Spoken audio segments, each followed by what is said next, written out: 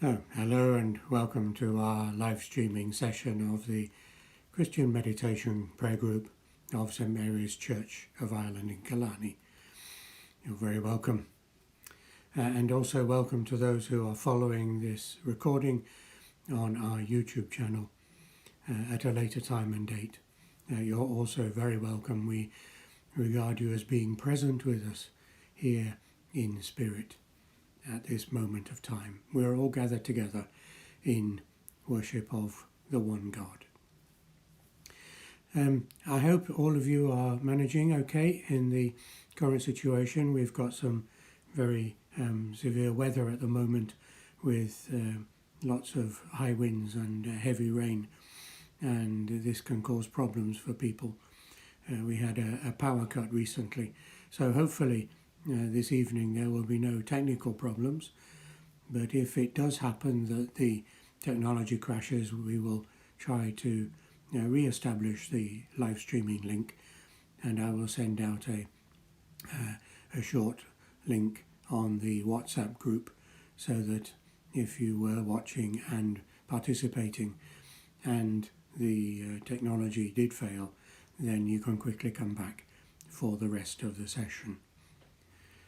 So anyway, everybody is welcome, and if you have need of a reminder of the practice of our meditation technique, then please do look for a moment at the text beneath the video on the YouTube page so that you can remind yourself of the practice of meditation in the John Main tradition. So in respect of today's gathering, hopefully we will have a number of opportunities in the coming months to be able to gather together in person in our church as we used to. But for the moment we rely upon our ability to share in this experience and practice together via the internet. So let us now prepare ourselves for our meditation. We will close our eyes in a moment and relax the body, and then at the sound of the gong we will bring in our sacred word, our mantra, Maranatha, and we will keep going back to it every time we realize that it's no longer present in our mind. And then at the end of the session, with the sound of the double gong, we will, keeping our eyes closed, leave go of the mantra, the sacred word, and we will then bring our body back into the present moment, and then open our eyes at the final gong. And then we will have a short time of reflection on some aspect of the meditation practice and what the scriptures teach us. So let us now close our eyes and relax our body.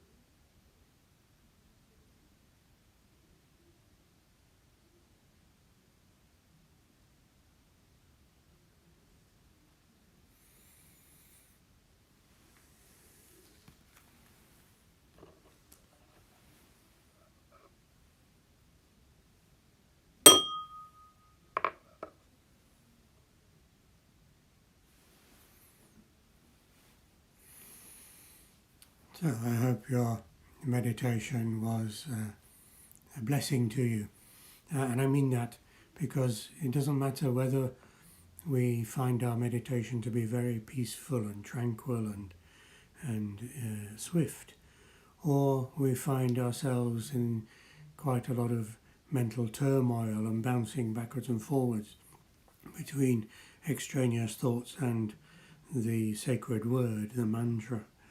And because these are both common experiences and are necessary to the practice of meditation, so they both count as a blessing. So whichever you experienced just now, I hope that it nourishes and feeds you at the level of your spirit and your journey of faith. One of the things that I find most satisfying with our times together is when I get asked questions, and it gives me a chance to explore some aspects of our meditation practice, particular to the interests and concerns of those who are gathered. And I have a couple of questions this week, which I'd like to explore. And that's really helpful to me because it draws together some of the, shall we say, loose threads of my recent reflections over the past while. So the basic question then, which has been asked, is the human body adequate to hear the word of God? And in relation to that, the second question is, how is it that we are able to fulfill our own potential? So thank you for these two questions. I just remind you of the gist of our recent reflections over the past 2 or 3 weeks. I began by reflecting on the words of St. Basil the Great, one of my favourite saints and a great theologian of the early Christian church. And his thoughts and his writings have been forgotten, let's put it that way, forgotten by the modern church, and it's worthwhile and useful to us to recapture some of his thinking because it's very profound and very helpful to us. And he had been reflecting in the passages I was reading, he had been reflecting upon the passage from the beginning of the Hebrew Bible, the Christian Bible, Genesis, when God said, "Let us make human beings in our own image. Let us make them in our likeness." And Basil the Great tells us that this idea of image and likeness are two separate things, not, as modern theologians often suggest, the same thing.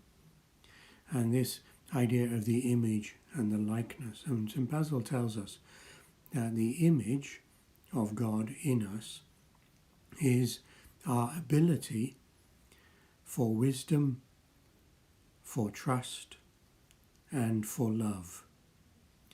These are the abilities given to us in our creation as human beings. And the process of imparting that to us is what we call the soul. And if you like, the soul is akin to a kind of a portal, a kind of a veil, through which we are capable of interacting with God, of communicating, and of being influenced by God. And the second aspect of St. Basil's thinking is that the idea of the likeness, which is separate from the image of God. The image is our ability. We are made in that image, so it is intrinsic to our nature to have those three aspects. But the likeness is something else. The likeness is, if you will, a capacity.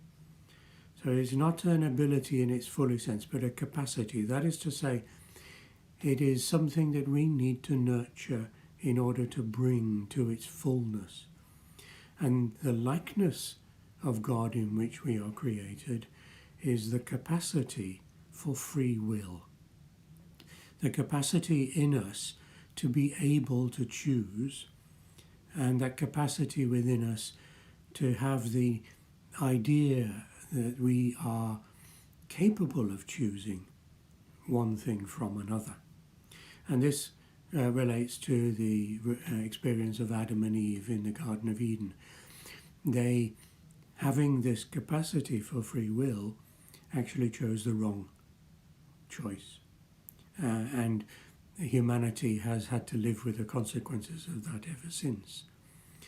And that actually brings us to a really fascinating insight from the Orthodox tradition of the Christian Church, that it is possible within ourselves for us to break that legacy of Adam and Eve, and to break the effect of their choice, their bad choice, and to restore for ourselves the good choice.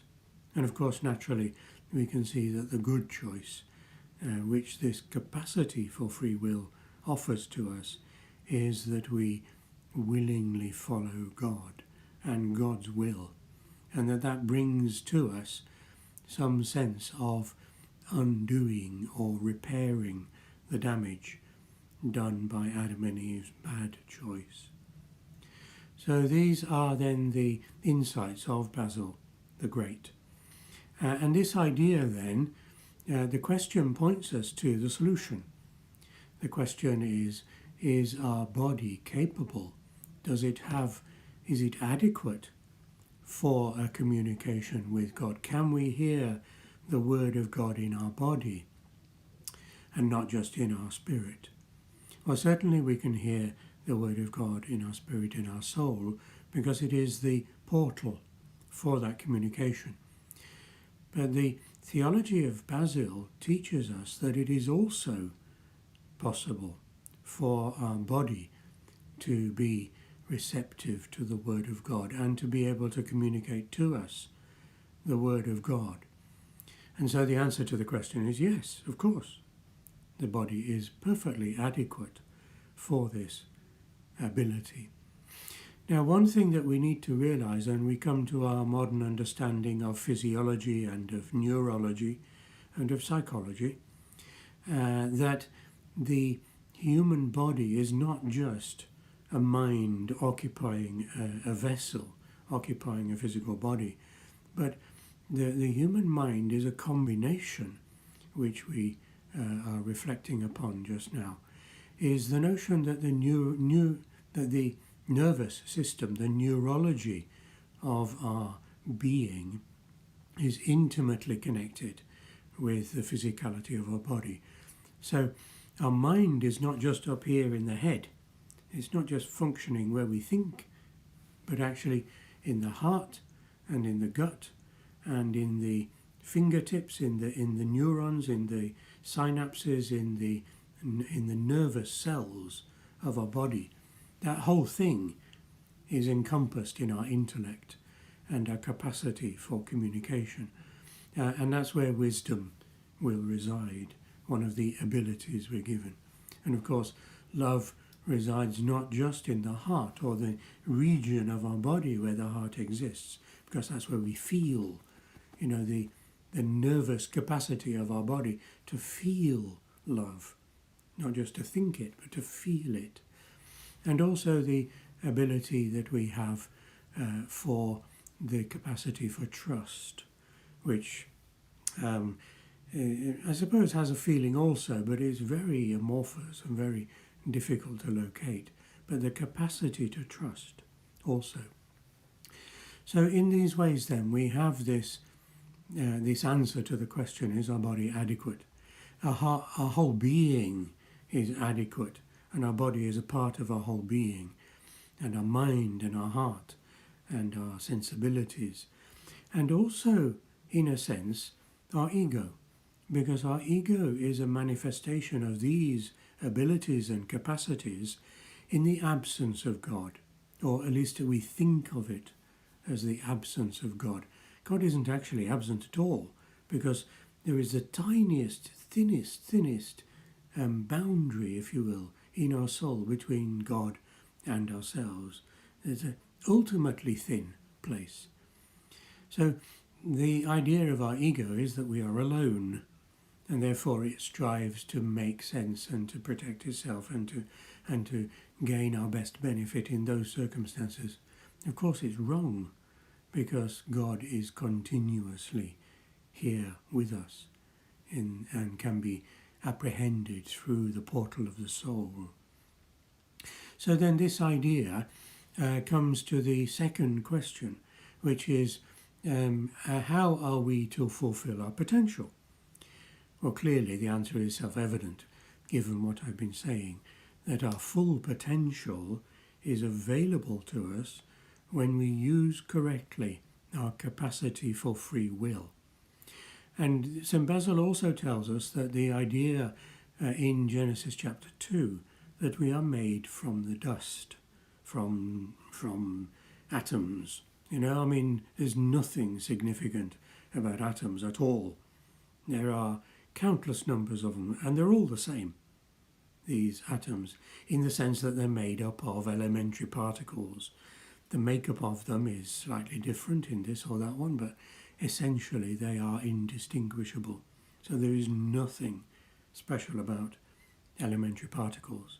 And yet, the variety and individuality of the whole of creation is made from them.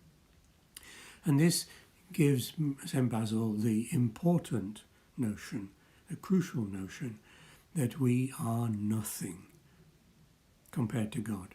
We are nothing compared to God. And that is the source of our humility. And the ego doesn't realize this. So the source of our humility is our nothingness, that we are made from elementary particles, that is nothing. And so we bring with us into this equation, and we are invited by God to cooperate with God. God brings the image, that is the ability for wisdom, love, and trust, and we bring into this equation our capacity for free will and for nothingness, our humility. And when we bring into that equation, into that interaction with God, our free will, our willingness to cooperate with God, and our humility, our knowledge of our nothingness, then we fulfill our potential.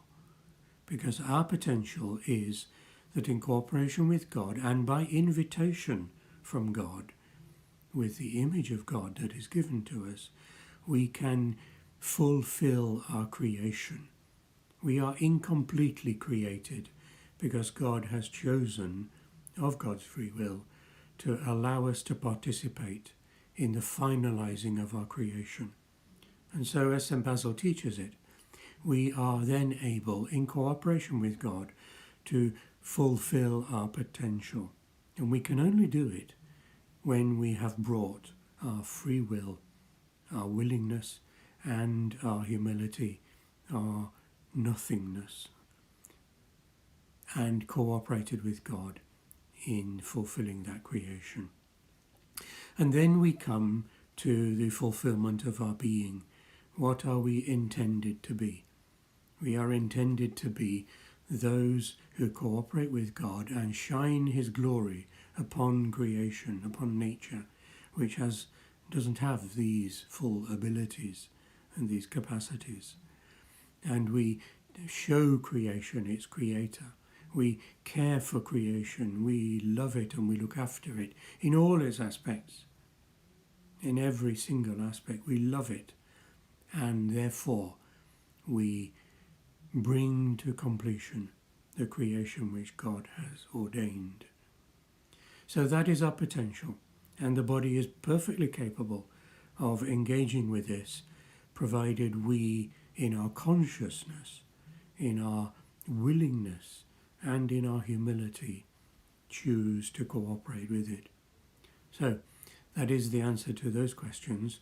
Thank you very much for posing them, because it's given me an opportunity to bring together some of the insights that I have been reflecting on in the past few weeks. So I pray for you all, that you will find within you that capacity for willingness and that capacity for humility, for being aware of our nothingness, and that we will all sit facing our soul, facing that veil, and with our willingness and our nothingness, we will cooperate with God, and He will conclude His creation in us and draw us into the divine light, so that we may radiate His glory amongst those with whom we live and move and have our being. So may God bless you and keep you safe. And thank you for joining us, both on the live streaming and on the recording of this session. God keep you safe, and may you enjoy the forthcoming celebrations on St. Patrick's Day, notwithstanding the limitations under which we are currently living. And we look forward to the rollout of the vaccine program and the time when we will all be able to gather together again, because we are protected from that particular illness and we are all safe with each other. So God bless you. Thank you for joining us.